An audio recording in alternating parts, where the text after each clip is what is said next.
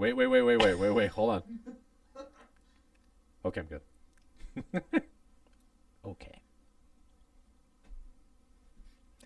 Welcome to Livin on a Hedge, a sports show where the bets are questionable, the analysis is debatable, and the sarcasm is guaranteed. I'm Jason. I'm Eric, and we live by one motto: always hedge your happiness. Happiness, you say? What? I don't even know what that word means. No, nor do I. Is happiness like joy and like when you get money or like your kid is born or things like that? Well, in our terms, happiness typically equates to winning a bet occasionally. Oh, did you know that we actually titled this podcast and we titled like our social media handles "Hedge Your Happiness"? Do you know how you have to be able to hedge your happiness? No, please tell us. So in order to be able to hedge your happiness, you have to make a bet, be it a parlay or a straight, and be able to get to the final leg or get to a position inside of your bet where you can actually bet money on the other side to guarantee profit. Oh, and that's where the hedge your happiness comes in. Correct. Yes, that's exactly what we talked about. Every okay. single show is hedging your happiness. All right. So let's do this then for the first segment of the day. Okay. Let's go over all of our winning bets for the day. Okay. Or for the week. Sorry, for the week. Wait, just the day or the week? No, for the week. Oh, for the week? Yes. All right, that was fun. That's the end of that segment. We'd like to thank everybody for joining us today. It was a great experience this week. Well, thank you for coming along. We'll see you next week. All Have right. a great evening. Yeah, so in other words, this was a very, very bad week. Extremely bad week. It was a shitty week. It didn't matter what we did. It didn't matter what we touched. Just everything went wrong. Every 50-50, every decision, it didn't matter. Which was ironic because when we first started this a few weeks ago, I think we were, 8-2? I think our first 10 bets that we posted Right. on all of our social media, Yeah. I think we were 8-2. We were like, this is great. Yeah. We're far exceeding, what anyone would expect for, winning bets, posting anything that's a positive for, especially starting out. Right. And even the first week of July, because I think the last we missed recording a podcast last week because it was the 4th of July, which I'm assuming that you had a great 4th of July. Yeah, 4th of July was good. We went to a family party, and, with the way that our luck has been, I'm actually shocked. Unfortunately, one of our family members got bit by a dog at the party, so it kind of put a damper on the party. And shockingly... Wait, what kind of dog was it that bit somebody? It was a Shiba Inu. A Shiba? Okay, so it was Doge. Yes. Okay, cool. Yep. All right. Okay. Very good. Thank you. Yes. Yes. I am. I'm still old. I'm still young enough to know what that is. But continue. Yes. Thank you. So so shockingly, it was not me that got bit, and I think that was like my biggest win of the week. I was the one that didn't get bit by the dog. Could you have gotten bit by the dog so that we can actually win a bet? We would have probably had a lot more to talk about today, as I would have my hand wrapped in gauze and. They have rabies shots. You'd be fine. Okay, don't need to worry about anything. Yeah. So, way to be selfish, asshole. Yeah. So other than that, it was a great 4th of July. How about you? What did you do? Since I work in a casino, and I worked in a casino for more time than I want to admit, holidays don't exist. It was just a day of the week to me. I've worked basically all of them for 20 years, so I don't really give a shit too much about holidays. And I'm sure everyone that came to your table and played was joyous and happy, and just everything was just a wonderful day, and you were so happy to be at work. There's no other place I'd rather be on any holiday. Why would I want to spend time with my wife, my kid, my friends, sitting in my basement at home alone? I don't care, anywhere but there. Yeah, it doesn't matter, anywhere but at the casino. But no, it was, it wasn't as busy as I thought it was going to be on the 4th of July, which was a little bit surprising, and it was probably because of the fire restrictions here in Colorado.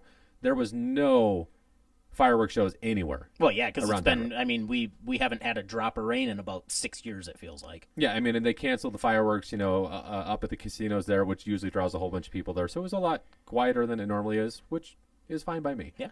All I wanted to do was get the 8 hours with and get the hell out of there and in go and out home as quickly as possible. Exactly. So I got distracted. So anyway, the first 4 or 5 days of July, I think we had 2 or 3 winners, maybe 4. Yeah, it was. It wasn't bad. I think at one point I'd have to look at. Well, luckily today you're going to see for the first time we actually have notes here. Yes. Of just so we could talk about all of the losses that we had for basically the last 2 weeks. So yeah. So on July 4th, believe it or not, we actually had 2 green bets, and the weird part was that, as bad as our luck has been, Bryce Terang actually got us green in the first inning, which is absolutely incredible. Which is amazing. Which most bets when we make an HRR bet, they go 0 for 1 in their first at bat, almost every time guaranteed. Yes. Now, what happens when we take somebody for 2 bases? I am going to go with they get a single almost 100% of the time in their first at-bat, and then they forget how to play baseball after that. Yes, you are very much correct okay. on that, because Yeah, that happened with, oh, God, what was it? It was Freeman, Harper, and Corbin Carroll, I believe is what it was. Keep going. I think Well, Harper twice. I can't read that fast. Today was our. Oh, that was Casey Schmidt. Schmidt was yeah, our play Casey today. Schmidt, yeah. Got a single in the first inning and then forgot how to play baseball the rest of the day. Yeah. Against the Rockies, we're from Colorado. We know that the Rockies are not very good at baseball in general. Their pitching staff is pretty awful. So they're quad A pitchers at best. we like to pick on the Rockies a lot with the players that we bet for. The bets that we post. And why wouldn't you? And that's been working swimmingly lately. Yeah. So I mean. By the way, that was sarcasm. Yeah, I don't have. Casey Schmidt is another example of getting a single today on his first at bat, and then going 0 for 3 the rest of the day to finish 1 for 4. Of course. To make us lose our bet on 2 bases, because that's exactly what's been happening. This was the 4th game of a 4-game series with the Rockies. And how did he do the first 3? And that's what I was just going to say. What did he do the first 3? Oh, that's right. He got a double in one game and a home run in the other 2 games. So that would mean he was green for 2+ bases in all 3 of the previous games until we took him today. Yes, because that's exactly what we do. We decide that we want to jump on a guy, and we're going to end any one of those streaks that exist. It doesn't matter what it is. I was thinking about something, and I don't know. Oh, stop thinking. Don't hurt yourself. Well, other than frying my brain. Yeah. But this is actually a possibility that we might want to reach out to some of these players' agents the day that we post that, we're taking them for whatever, 2+ bases, home run, whatever it may be, and just let them know that we're taking him that day. But they could pay us to change our mind and go with someone else, so that their player performs that particular, because 100% they'll probably break records that day if we don't bet on them. Do you think that having 7 consecutive or 8 consecutive losing bets, whatever it is, do you think that's a big enough sample, or do we need to continue to lose another 500 bets in a row? Well, what do you think? I don't even know if we could lose 500 bets in a row. I mean, I'm convinced we could probably lose 495 out of 500. I'll take the push on that. Thank you. I'll take a push. But in other words, what we're getting at, this has been just an abysmal week. It has been awful. Our worst run by far since we've been collabing on bets every day for the past 2 years. So here's an interesting thought that I was thinking about on the way over here when we came to record, was the first 2 to 3 weeks or so when we were making the bets, and we were 8-2 to start, and then we won, I don't know, maybe half the bets in the start of July. So we were, let's just say, 11-5 without checking the exact Something numbers. like that. Yeah. Something like that. We were trying to find pitchers that were shitty pitchers, like Rockies pitchers. Or we were looking at favorable wind conditions. 20-mile-an-hour wind blowing out at the, up at whatever the park is that the Reds play at. And we were doing those things, righty-lefty matchups, whatever it may be. And we were having success. We were probably winning 2 out of every 3 bets, give or take. Which is huge success in sports betting. If you can win oh my God, if you're 2/3 or more of your bets, you're very successful. Yeah, because after you pay an approximate 10% juice, you're at, let's say, 55%. So anything above 55%, you're in great shape. Yeah. Now you're making money. Right. Which is kind of the point of sports betting. It is the point of sports betting, generally. Now, the last week, I think we've lost, is it 8 in a row? I believe it's 8 in a row. It's either 8 or 9. I lost count, and I didn't want to take 5 seconds to go look because I'm already devastated. Well, I mean, and that's the thing, is that we didn't change what we were doing making the bets the last 8 or 9 days. We've been 8 or 9 bets, excuse me. Not at all. I mean, we spend a good amount of time every day just looking at every single game that's slated, looking at matchups, looking at favorable park conditions, and making our decision based on that of who is the most likely to succeed. Right. Including this guy's been on a 438 game hitting streak until we bet him. Things like that. Sure. So yeah, I mean, it's just no matter what we do, and I don't think anybody who's being honest, who's a regular sports bettor, who does this, whether they say they do it for a living or do it for fun, whatever. I don't think you'll ever find anybody who will tell the truth that will say they win all the time. They've never had a bad losing streak. They've never gone through, any kind of a streak where they question what they're doing or question why they're even Well, continuing to make bets, whatever. Anybody has to do that if you're being truthful about yourself. If you win 10 bets in a row and then you lose 10 bets in a row, you have to analyze, why did I win the first 10 and why did I lose the next 10? Mm-hmm. Okay. And if you can determine and decipher how you lost the next 10, then you can try to adjust for your next 10 bets to try to not make the same mistake twice, which is kind of something that I think we need to talk about. Is that, do you feel that there's anything between those first 10 to 15 bets when we were taking plus pitcher matchups and weather matchups and park conditions and blah, blah, blah, compared to what we were doing before? Did we do anything different? And if we didn't do anything different, is there anything that you think that we should try to look at differently? That's a tough question because I feel like, it depends. Certain days I'll look at things and I'll make the decision, okay, this is what we're going to go with as our play of the day, and that's what we post. Other days you'll look at things and decide, okay, this is why. And sometimes we collab on it. And sometimes we collab, but sure. Even if we don't collab, 99 times out of 100, we're going to agree with each other because Usually. There's logic involved. It's not like we just, open the sports app and go, I'm taking Casey Schmidt today. Okay. No. I mean, we're using a lot of logic. We're using probability based on previous performance, based on, matchups, based on, like we said, park conditions, whatever it may be. So something is happening right now that's not really explainable to the point of, okay, we're just making terrible decisions, because I don't feel like we're making terrible decisions. No, I mean, if you're taking Shohei Ohtani for 2 bases and he's going against a garbage shit right-handed pitcher who's given up 6 runs his last 4 starts and coughed up 5 home runs over the same stretch, and Shohei goes 0 for 5, and you lose your bet on the bases, I don't think the logic of taking Ohtani was incorrect. Correct. So that's why I wanted to bring it up to you, is that most of the bets that we've been making the last 7 to 10 days that have not been winners, we've been taking that kind of logic and using and applying that to the bets that we're making. So now that it's the All-Star break, just like baseball teams will do, oh my God, we've lost 6 of our last 7 going into the All-Star break. Oh, we really need to rest our guys and regroup and refocus. We need to sit down with all management and say, what can we improve? What can we change about what we're doing to get back on a, some kind of a winning streak, whatever. Right. I mean, in the trade deadline's here in 2.5 weeks, so upper management and the front office has to decide: are we going to trade this guy? Are we not going to trade this guy? Are we contenders? Are we not contenders? We're the Tigers. We're 6.5 games back. Are we going to trade Tarek Skubal? You're going to trade Tarek Skubal, or are we going to hang on to him and just so we can squeak into the playoffs and lose in the second round? That would be really stupid for you guys to hold on to him. I'm not saying that you guys can't make the playoffs.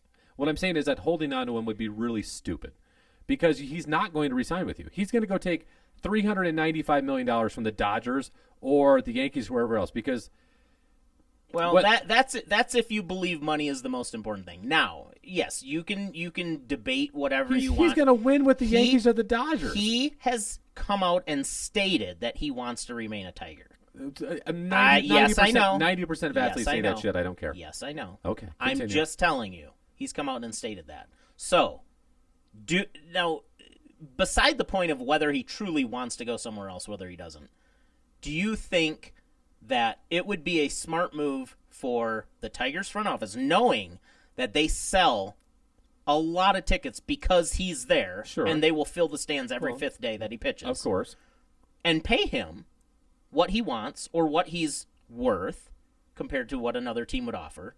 Or do you take 2 draft picks that may not amount to anything and say, see you later?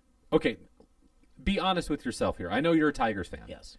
Let's say they held on to Tarek Skubal for the remainder of the year. And let's say they caught the Sox and the Guardians, or they made a wild card and they made the playoffs. Do you legitimately think the team as constructed with Skubal is going to win the World Series and be able to challenge the Dodgers, let's say, in the NL? I would love to say yes, but my heart unfortunately says we don't have every piece that we would need to be able to compete. Okay, so for a title. If you don't believe that you can win a title, making the playoffs is one thing. I hope my Sox make the playoffs. I don't give a fuck if they lose in the first round. I don't care if they lose in a wild card. Well, yeah, because I don't care. It was back, when God first was born. The last time the Sox have been in the playoffs. So I get why you would say why you you hope the Sox make the playoffs. Obviously, I get that. But that's my point, is that by you admitting that you probably aren't going to challenge for a World Series and getting to the playoffs it's exciting. You know, you have a chance, quote unquote, if you make it. But the odds of Skubal re-signing with the Tigers is low. I agree with you. Okay. It is low. So why would you not want to try to get anything out of it before you get nothing? Because I think it's that dream of, well, maybe he'll sign for less and just stick with us because he really wants to be a Tiger. The only way that he's going to sign less with you guys and stay a Tiger is if you keep him. You guys make the World Series and either win or lose, don't care. That's about the only way that that's going to happen.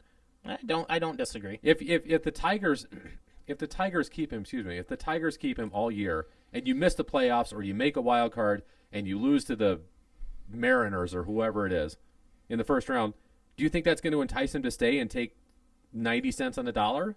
No, God, no. Probably not. No, because this is probably his one chance to make $350 million.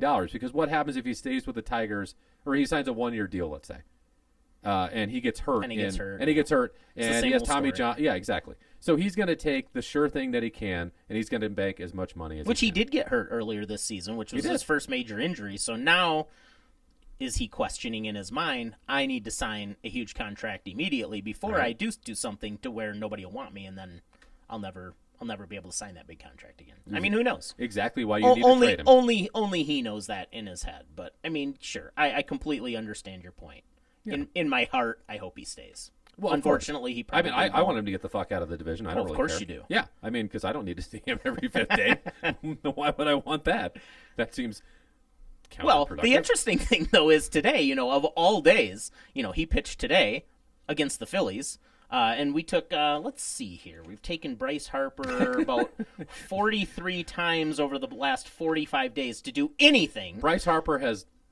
continue. And I don't even want to go there. He's been on probably one of his worst streaks of his life of not being able to hit the ball, put the ball in play, do anything. Do you think it's coincidental that we start betting him a lot and then he decided to suck at baseball? Do you it's think very strange. Is there a correlation between the two? How many coinkydinks happen the second we start betting on a guy? But my point being, he was something like 0 for his last, I don't know. He went like 5 or 6 games in a row without a hit. And we took him for 2+ bases at least twice during that span. I think so, yeah. So today, using logic, he's a left-handed batter going against Tarek Skubal, who's a left-handed pitcher. And a very dominant left-handed pitcher, might I add. One of the best in the AL. Yes. Right-handed or left-handed? And left-handers have terrible numbers against them, as well they should. I think they bat like $106 against And what did Bryce Harper do today? Probably hit 6 home runs. Well, not quite, but he did hit a double, and he was green for 2+ bases, because why wouldn't he be? Because we didn't bet on him. Was it in his first at-bat? I'm pretty sure it was his first at-bat. Okay, because I didn't catch the game, so I'm not sure. So, of course it was. I mean, why wouldn't it be? Well, of course. That should be our new motto. Why wouldn't it be? Because I think we say that 400 times in every podcast that we do. I think you could probably change everything from Hedge Your Happiness to why wouldn't it be at this point. Why wouldn't it be? I mean, it doesn't matter what we've done. So why did he? So he was green for bases then. Yes. Okay. Was he green for HRR? Yeah, I believe so. Shocking. I'm pretty sure Schwarber and him both as lefties against Skubal were green for HRR. So that's actually a good transition back to the conversation that we were having before. We got sidetracked on Tariq Skubal. Yes. Was that we were using logic and analytics and all that type of stuff before of taking Shohei Ohtani against the garbage shit right-handed pitcher. Yeah. Okay. Today, we avoided Schwarber and Harper because it was lefty-lefty and, going against Tariq Skubal and, Harper's been batting like just awful the last few games and all that kind of stuff.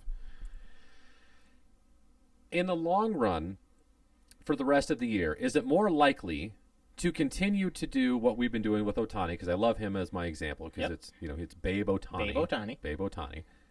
Is it more likely in the long run for the remaining 65-ish games of the season that Ohtani is going to succeed more time than he's not in those situations where there are favorable things for him? Well, Shohei is a generational talent. Sure, I mean, we haven't seen anything like him since basically Babe Ruth. Literally. So theoretically, he should succeed way more than half of the rest of the games. So by that, unless we bet on him.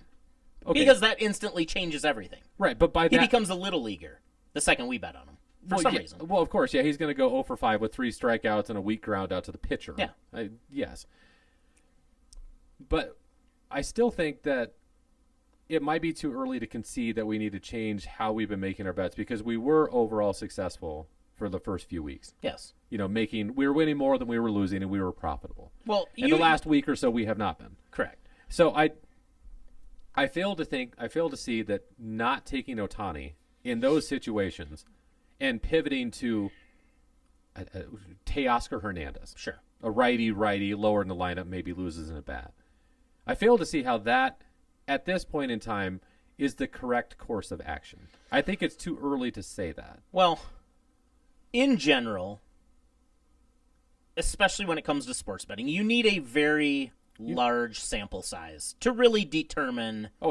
For player props, at least 50 games. Yeah, probably 50 games. To really determine, okay, are we just completely horrible, or are we just going through a bad run? Now, nobody wants to lose 9 consecutive days of picking, the wrong thing and losing. But even 9 days, I don't think is a big enough sample size. No, to I would agree. Say, okay, we need to completely change what we're doing. I don't think it sucks. We certainly don't need to overhaul and scrap it. That's Correct. for sure. Correct. It does suck, but I continue your thought. Well, my thought is 9 days in a row. Now, we're just getting started with our podcast. We're getting started with, posting bets on social media. We want to be successful. Of course. We want people to follow us because they're like, man, these guys are really good at what they do.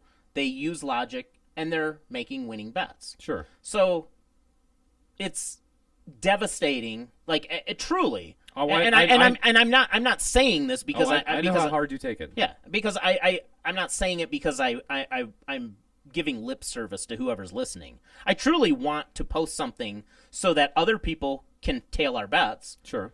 And be like, yeah, I tailed your bet and I won. Thank you so much. Like that's I just want that for everyone that follows us, that listens, because I just want everybody to kind of feel that thrill that we felt when we were going through our winning streak. Because we did so well. Outside of this past, obviously this past week we did terrible with posting our bets. But even prior to starting the podcast, we were kind of in a funk. We were kind of having really bad luck. But prior to that, we've done very, very well. Yes. So what? Like, is it just the fact that we did so well for so long that this is just that now we're in that sample size of things are going to even out?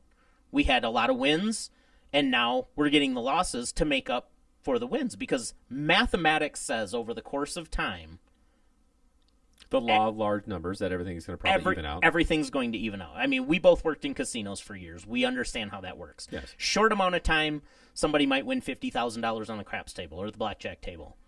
Over the course of time, those numbers all equal out to where the average or the overall odds of any specific result happening become closer to the true odds, because it's just how mathematics works. Right. So that goes back to something we discussed earlier. If you win 10 bets in a row, let's just say a game total of 8.5. You take over 8.5 in whatever game and you win 10 in a row. Mm-hmm.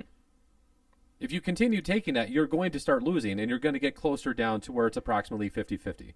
Because when a bet is minus 110, it's basically implied that it's a 50% bet, or it's a 50-50 on each side. Yep. And you're paying your 10% juice, your 10 cents on a dollar juice, for when you make that bet. So if you win 10 in a row, you're probably going to lose 8 of your next 10, let's say, and now you're 12-8, and you're a lot closer to 50-50 than you were before. Yes. Which I think is exactly what we're going through before, is when you start at 8-2, which is how we started when we started the podcast, and thank you for everybody who's out there following and tailing along and listening to the podcast. We do really, truly appreciate it. Truly appreciate it.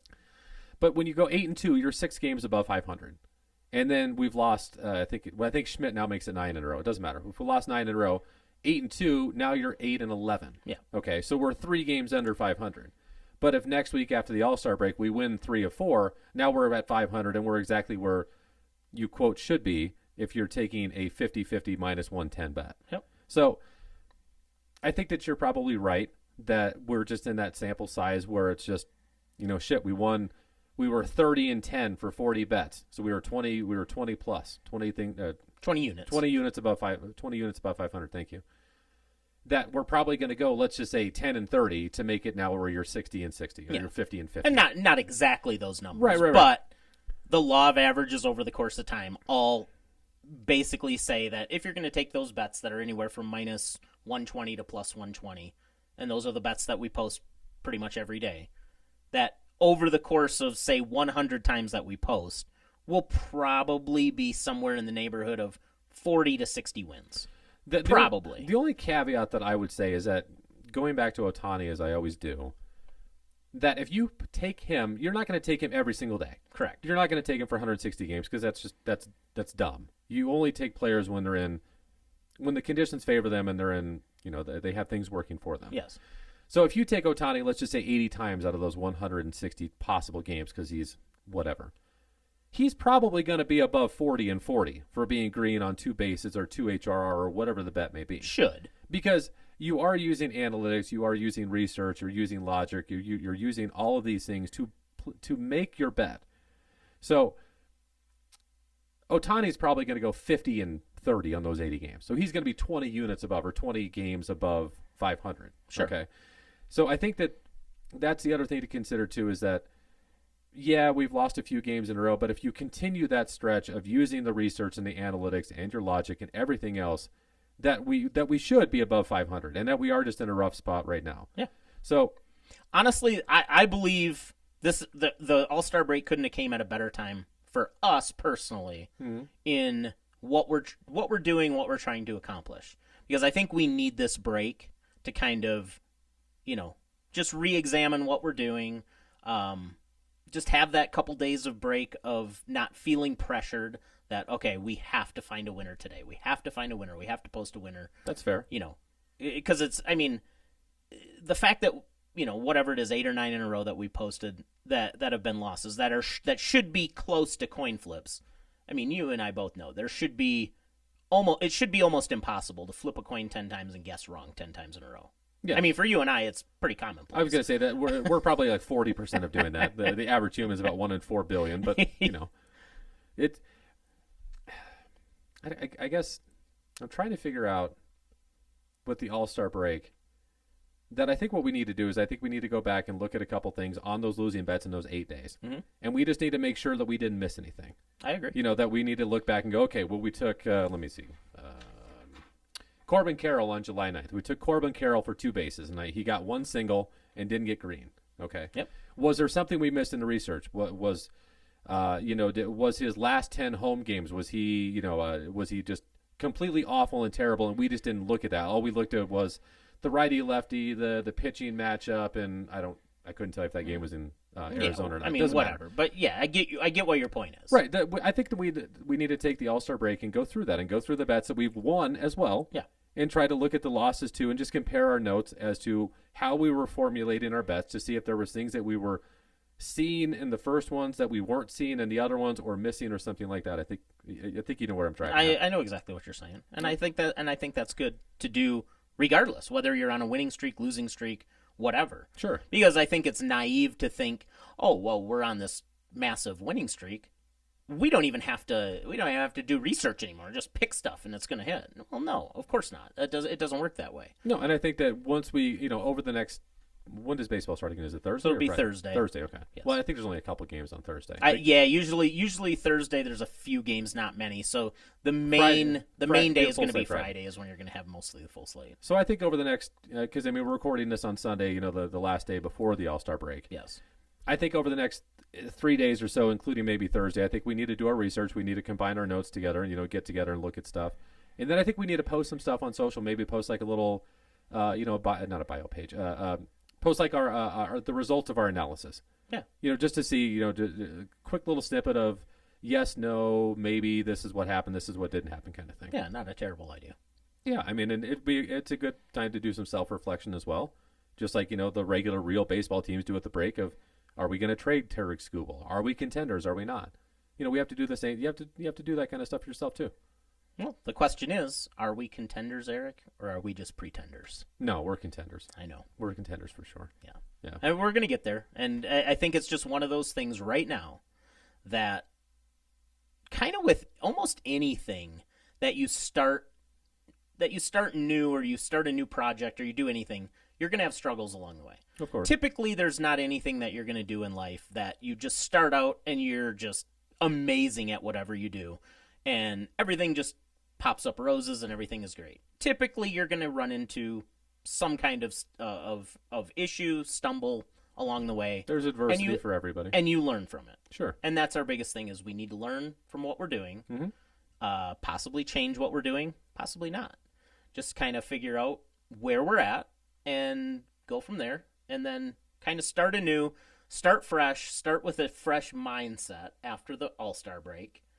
I think that might be the most important thing too, is having a fresh mindset coming in, because it does get very dejecting when you lose that many bets in a row, and it does make you start to question things that you weren't questioning before. Well, it makes you feel like no matter what you do, no matter how much analysis you do, it's going to be wrong. Right. Even though it's logically correct, you just feel like it's going to be wrong because there's nothing proving you that what you're doing is correct, even though logically it is. Yeah, I mean, but it's not resulting in favorable results, is what I guess what I'm saying. Yeah, but we'll just have to do the analysis over the next few days about the, let's just say, 30 bets that we've posted online, and try to figure out what we got right, how did we get them right, what we got wrong, and why did we get them wrong. Yeah. And just try to figure out what we can do. And we need to make a few posts later on this week on X and on Instagram and on Facebook, which you can follow us at Livin on a Hedge. And, we'll see where the results take us. I mean, I'm not going to be biased either way. Yeah. I mean, it's still too early, even though it feels like we're, like, oh my God, this is. It can feel like the end of the world. Yes, it's not. No, I mean, but any gambler that's out there that does sports betting or goes to the blackjack table or whatever it may be, they're going to go through losing streaks, and it's going to feel like shit, and you're just going to feel awful about yourself and questioning everything that you're doing in your decisions. But when it comes to sports betting and when it comes to what we're trying to do, our obligation to everybody that's out there is to learn from our mistakes and try to not duplicate them and become better. Yeah. Because obviously our goal isn't to post losing bets. Our goal is to post winning bets, and we want people to tail us so they can go, hell yeah, I got a winner. These guys are good. They know what they're doing. Then you're going to share with other people, and that's how we're going to gain followers, and that's what our ultimate goal is. Well, the other thing too is that unlike some other people that are probably out there in this space, we're going to own our mistakes, and we're going to talk about them. That's the one thing that we will do. If we lose another 10 in a row, we're going to come out and say, hey, we've lost 19 in a row, and I don't know what the fuck is going on. But we're going to figure it out. Transparency is the absolute most important part. We've had this conversation. Sure. Transparency is going to be our number one thing that we will always own. Yes. We're never going to try to hide anything. We're never going to, start deleting our losing bets. No. Everything's going to be out there for anybody to see. The internet does not forget. No. So yeah, it's just one of those things. We're in a funk, and it's going to turn around. Yes. I mean, it will. Yes. Now, will it after? Is it going to be on July 19th or July 31st? Who the hell knows? But it doesn't matter. You just keep plugging away. You keep doing your analysis. You keep doing your research, and you keep trying to make the best bet that you can for the day based on the information that you can attain by whatever you're looking at. Exactly. And that's all we can do. Yeah. And if Casey Schmidt goes, gets a single in his first at bat on July 19th, and we take him, and he goes 1 for 5, and when we lose on it, we're going to own it. We'll talk about it, and we'll try to figure out how to not make that mistake again. Yeah. And that's all we can do. Exactly. So, I mean,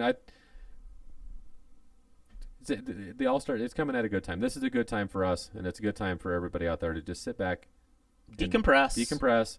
Take a few days off. There's no more stress. There's no more worried about making winning bets, making losing bets, all that stuff. Go enjoy your family. Yep. Go take your kid out for ice cream. Exactly. Go do all those things that that are important in life. And then we'll be back next week and be going over. Obviously, next week we'll have a very small sample size. True, yeah, because we're only going to have a few days of actual baseball before we record again. Yeah, and generally speaking, for us, we've always made a rule that the first day to 2 days after the All-Star break, so this Thursday and Friday, we generally don't make a lot of bets just because almost everybody is rusty coming out of the break, whether they played in the All-Star game or not. Well, because 90% of the players go home to their families because there's only a small percent that actually play in the All-Star game. Yeah. So most of them go home. The last thing on their mind is staying in that game mindset of daily grind. I need to get my at-bats in the batting cage. I need to, do all of this stuff to stay fresh. No, they're going home, enjoying their 3 days off with their family, completely forgetting about everything having to do with baseball. Might be 10 or 30 cocktails involved in that as well. I'm going to guess at least. I was going to say probably somewhere in that vicinity. But they're going to come back, and typically they're going to be a little rusty, and that's just the way it is. It's the All-Star break hangover. Yeah, baseball is not riding a bike. Getting up there in the box and facing 97, inside is not like getting on your bike. A lot of technical analysis, a lot of technical things with swings and form and everything. So it sometimes takes. So we typically the last couple of years we don't go too crazy for at least the first couple days. Sometimes even the first weekend. Sometimes the first. Full if weekend. we look at the box scores on Friday and we see every game is 2-1 with 6 combined hits, we're like, you know what? Yeah, we're gonna wait till we start seeing some double-digit scores. Yeah, until we start seeing action and teams are scoring runs and hitting home runs again. Yes. That's just, again, the smart thing to do. Yes. You don't have to make a bet every single day. Okay, if the conditions aren't favorable and they're not right, we don't bet it.